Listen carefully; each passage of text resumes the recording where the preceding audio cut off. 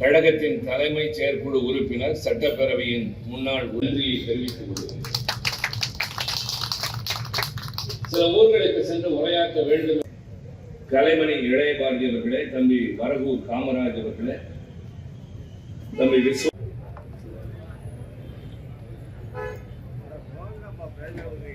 Kumar, Murugaiyan, Rameshkumar, அரசாபகரன், Ashok Kumar, SC. Mehta, இவரிடம் இல்லை, இவரிடம் இருந்த நிறைகள் அவரிடம் இல்லை, பல வேறுபாடுகள். அது நீண்ட ஆராய்ச்சி என்ற காரணத்தால் எனக்கு வழிகாட்டியாக இருந்தவர். இது நாட்களுக்கு பின்னால் உங்களை சந்திக்கின்ற வாய்ப்பு. உங்களெல்லாம் உரத்த நாட்டில் என்னுடைய அன்பு தங்கை செல்வி சிவஞானம், அமுதா ரவிச்சந்திரன், பார்வதி சிவசங்கர் அவர்களே, நன்றி உரை ஆற்ற இருக்கின்ற கிருஷ்ணகுமார். இப்பொழுது பல்வேறு காரணங்களினால் ஒரு நீண்ட இடைவெளி ஏற்பட்டு இன்றைக்கு நன்மைகளை செய்து இன்றளவும் கழகத்தில் இணைந்து தூய இளைய தலைமுறையின் இனிய தோழர்களே, உங்கள் அனைவருக்கும் என் அன்பான வணக்கம். எங்களுக்கு தேவையானதை செய்ய என் கழக தோழன் காத்திருக்கிறான் என்ற அந்த ஒரு உறவுதான். ஆயிரக்கணக்கான அண்ணனும் தம்பியும் தமிழ்நாடு முழுவதும் நிறைந்து விழும். அண்ணா உருவாக்கிய அந்த உணர்வினை தலைவர் கலைஞர் அவர்கள் தொடர்ந்து 50 ஆண்டு காலம் கட்டி காப்பாற்றினார். அடுத்து கழகத்தின் இன்றைய தலைவர் தளபதி அண்ணன் மு.க. ஸ்டாலின் அவர்கள் அதே போல இந்த இயக்கத்தை எழுச்சியோடு கொண்டு சென்று அடுத்த தலைமுறையும் உருவாக்குகிற கடமையில் ஈடுபட்டிருக்கிறார். ஆக திராவிட முன்னேற்ற கழகம் என்பது வெறும் அரசியல் கட்சி அல்ல, இது ஒரு பேர் இயக்கம், காலங்களை கடந்து நிற்கக்கூடிய இயக்கம். தேர்தல் வெற்றி தோல்விகள் இந்த இயக்கத்தினுடைய ஆயுளையும் தீர்மானிப்பதில்லை, ஆரோக்கியத்தையும் தீர்மானிப்பதில்லை. நம் பயணம் தொடர்ந்து கொண்டே இருக்கும். தம்பி எல்ஜி அண்ணா பேசுகிற போது சொன்னார், பல வார்த்தைகள் எல்லாம் சொன்னார். நான் கோபித்துக் கொள்வேன் என்று சிலவற்றை நிறுத்தி கொண்டார். இவரெல்லாம் வரலாமா என்று கேட்டார்கள். ஜனநாயகத்தில் எதுவும் நடக்கும், எல்லாம் நடந்தது பார்த்து கொண்டுதானே இருந்தோம். நம்மை பொறுத்தவரை இது மாதிரி தோல்விகளை கடந்து வந்திருக்கிறோம். கழக தோழர்களுக்கு இது புதிதே அல்ல. ஆனால் நடந்த முறையும் இவ்வளவுக்கும் பின்னால் இது நடந்து விட்டதே என்ற ஆதங்கமும் தான் பலருக்கு இருக்கின்றது. ஒன்றை யாரும் மறந்துவிடக்கூடாது.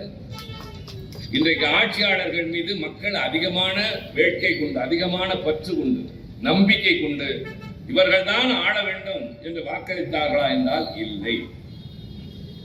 அப்படி என்றால் 150 இடங்களிலே வெற்றி பெற்றிருப்பார்கள். அறுதி பெரும்பான்மை என்று சொல்கிற 118 கூட தொட முடியாமல் வெறும் 107 இடங்களில் மட்டுமே வெற்றி பெற வைத்து 1,55,00,000 பேர் திராவிட முன்னேற்ற கழகத்தின் கூட்டணிக்கு வாக்களித்திருக்கின்றார்கள். அவருக்கு வெறும் 1,72,00,000 பேர் தான், வெறும் 17 லட்சம் வாக்குகள். 9 லட்சம் வாக்குகள் இடம் மாறி இருந்தால் அங்கேயும் இடம் மாறி போயிருந்திருக்கும். மிக சாதாரணமான இடையில், அவ்வளவுதான். அதனால ஏதோ மக்கள் அவர்களுக்கு பின்னால் சென்று விட்டார்கள் என்ற மாய தோற்றத்தை நாமே உருவாக்க வேண்டாம்.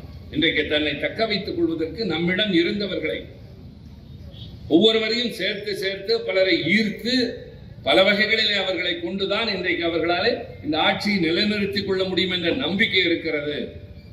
ஆனால் எந்த நிலையிலும் பீனிக்ஸ் பறவையை போல மீண்டும் எழுந்து பறக்க முடியும் என்ற நம்பிக்கை திராவிட முன்னேற்ற கழகத்திற்கு மட்டும்தான். தவிர எங்கள் கொள்கைகள் தான், நாங்கள் வகுத்த திட்டங்கள் தான், நான் காட்டிய வழிதான் இந்த நாட்டை, தமிழ்நாட்டை வழிநடத்த. அதுதான் மக்களுடைய உணர்வு. அதனால சில பேர் கனவு கண்டு பெரிய வார்த்தை பேசினா அதுக்கெல்லாம் நம்ம பயப்பட வேண்டியதில்லை, பாதிப்படைய வேண்டியது. ஆக பொற்கால ஆட்சி நடத்தும் தோற்று போனோம். இப்ப தளபதி நடத்தின ஆட்சியை சொல்லி முடியாத அளவிற்கு திட்டங்கள் அடுக்கி சொல்லி அதற்கு பின்னால் இப்படி ஒரு சூழல். இந்த சூழலை குறித்து தயவு செய்து யாரும் வருந்த வேண்டாம். நான் வெற்றி தோல்வி மாறி மாறி வருவது ஜனநாயகத்தில் இயற்கை.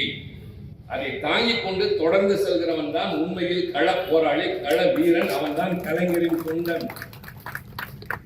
அண்ணா சொன்னார், 2 நிறம், இது 2 வண்ண நிறங்களை கொண்ட துணி அல்ல.